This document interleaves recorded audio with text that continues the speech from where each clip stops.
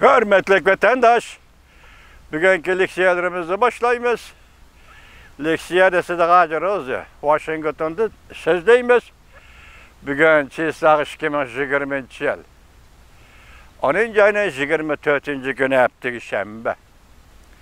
Bugün sizlerge sözdeydiğen leksiyimiz Avrupa Angliya parlamentada münazara muhakeme koyulgan Şinjan meselesi, Uyg'uriston meselesi. Hem bu növbetki vaziyetimiz sizlerge Avrupa'dan kelgen. Hem sizlerge sözdeydiğen leksiyimizin mazmunu şundaq. Mavzumunda hürmetli vatandaş.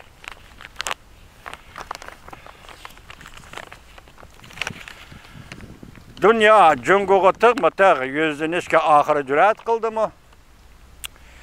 Mavzulu haber 10. ayının 24. günü cunguğu nazar torbiyeti ilan kılındı. Haber bundak başlandı. Angliya parlamenti muhakeme münazara yığını çakırıp yeni bir sada 2022 yılı Beijing'de ötküzülüdüğün kışlık olimpik murasimini çekti sadası. Yeni ittifaklaşlar narazılığı yani Şinjan'da müstemlik Uyg'uriston yolu koyulayotgan zo'ravon siyosatlarga narazılık bildirish namoyishi kishilarda bir umid paydo qildi. Jungokom partiyasining jinoyatlarga endi sal qarg'ilib bo'lmaydi deyishdi. O'tgan hafta Angliya parlamenti bir meydan münazara o'tkazdi. Jungokom partiya hukumatining Uyg'urlarga qaratgan zo'rliq, zo'mbuliqlarini embargo qilishga chaqiriq qilindi. Shuningdek, Jungokom partiyasi siyosiy hokimiyatga qanday muomala qilish butunlay Angliya hukumatining münazara qilgan qiziq nuqtasiga aylandi.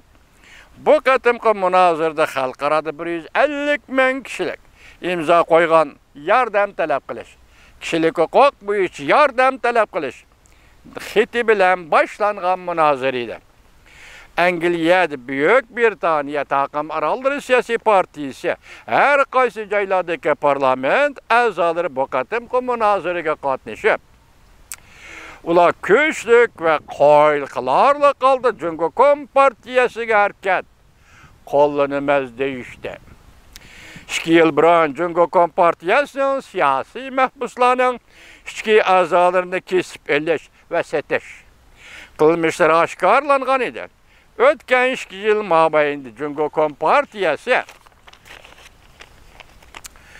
davlat ishida yo'l qo'ygan zo'ravonlik Angliya parlament a'zolarining münazara qatim sonining ko'payishi bilan zo'ravonlikni muhokama qilish, münazara qilish qatim sonining ko'payishi bilan va parlament a'zolarining bu to'g'rida iddiy engning o'sishi ko'payishga boshladi. Jungokom partiyasi embargo qilish sadolari texmi kuchaydi. Angliya parlamentida bu qatimqi Uyg'urlar va Xitoy Kompartiyasining Uyg'urlarga zo'ravonlik qilayotgan qilmishlari to'g'risidagi münazara yaqinda Birlashgan Davlatlar Tashkiloti yig'inida o'tkazilgan bir qatimliq münazaraga agishib o'tkazildi. Bu qatimqi yig'inda Birlashgan Davlatlar Tashkilotining yig'inida Germaniya tashqi ishlar ministri 39 davlatga vakil bo'lib bir parcha bayonot e'lon qilib, Jungo hukumatining Uyg'urlar qanday muomala qilayotganligini ko'rsatib o'tdi. Hamda kishilik huquq to'g'risidagi dokladlarning kun sayin ko'payayotganligini nazarga olib, cheklamaga uchramaydigan bir ravishda Şinjan, ya'ni mustamlaka Uyg'uristonga